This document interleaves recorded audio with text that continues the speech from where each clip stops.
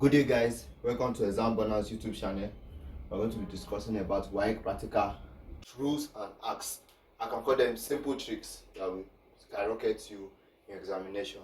As I usually say, your practical consists 40% of your WAEC grade per subject. Any subject that involves practical, that practical is your key to getting A1 in that subject because it consists of what? 40%. You can go and ask other examiners because I work with examiners very well, people that mark examination and people that also what supervise examination. So you can go and ask them. They will tell you that what your practical is your what 40% of your what of your examination score. So if you want to get A1 in WAEC chemistry practical, you have to score 40-40 in your chemistry practical. That will give you an edge in other examination because your theory and your OBJ consists of what 60%, which will be divided among the theory and the what and the OBJ. So in this video, I'm going to be talking about why chemistry practical. Please make sure you subscribe to this YouTube video for more updates and hacks like this, and like the video. Please make sure you subscribe to this YouTube channel for more hot updates like this because we are going to be dropping future updates for this examination and also for the NECO examination on how to ace up your examination. So looking at the board, we are going to talk about why chemistry practical, the rules and acts and mistakes you should never make in your why chemistry practical examination. Look at that formula: CAVA over CBVB is equal to what? NA over NB. So in your why chemistry practical exam, when you are writing your exam, in the table of your titration table that will contain your first titration, second titration, third titration, volume of acid use, initial acid use, final volume, initial volume, and your what volume of acid use. Make sure that you leave all your values on in the table in what in 2 decimal place. So if it is 23.4, that will be 23.40 in the table, but your final answers in calculation will be what it will be left in what in 3 significant figure. So if you have 0.001 mole per dm cube as your answer, the correct answer will not be 0.001, it will be 0.00100.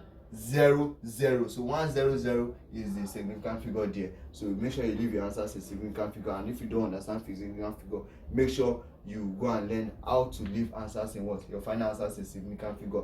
Make sure the answers in between your calculation are not insignificant, are not in 3 significant figure. Leave them in what in 4 significant figure rather. So in this video, we have talked about significant figure and decimal places. Make sure that when you are solving your chemistry practical in the examination, you don't cancel any table.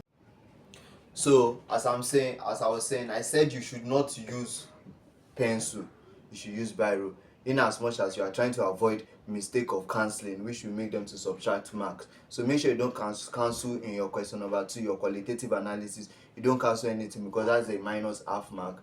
Your question number 1, make sure you also don't cancel your table. And I've told you the significant figure you should leave your answers to. During any calculation that is not involving the titration table, you should leave your final answer in 3 significant figure. Meanwhile, your calculation in between should be in 4 significant figure. And then aside 4 significant figure, 4 decimal place, except if the previous figures are starting with 0.00 something, you should leave them in what in 4 significant figure after the what the decimal place. Then your chemistry practical, for the quantitative analysis, you are going to be given a pipette. Some schools will give their students 20 seminar cube pipettes. Some schools will give their students 25 seminar cube pipettes, and pipette is what you usually use to what obtain your base.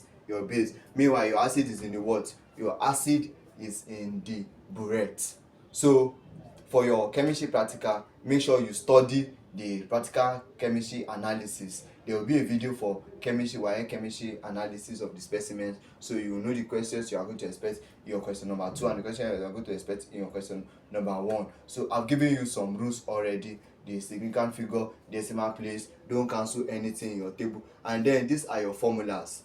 You should know that the Na and Nb are the number of moles from the balanced equation. So you should shine your eyes in the equation and make sure that the equation is balanced before proceeding. So for your question number 3, the hack there is by solving questions, all the question number 3 in your past questions. So just visit your past question and read through the question number 3 of each year, of each previous years, and then you'll be able to ace up your WAEC chemistry practical examination. I am afraid I've come to the end of this video. If you have any other question regarding WAEC chemistry practical rules and acts, please direct them to my DM on WhatsApp at 090323472323. And if you are interested in our WAEC examination assistance for this year, you should message me on WhatsApp at also 090323472323. Thank you very much for watching this video. Don't forget to subscribe to our YouTube channel for more acts and leaks on your WAEC chemistry exam, because we should be expecting a big video for mathematics, a massive update.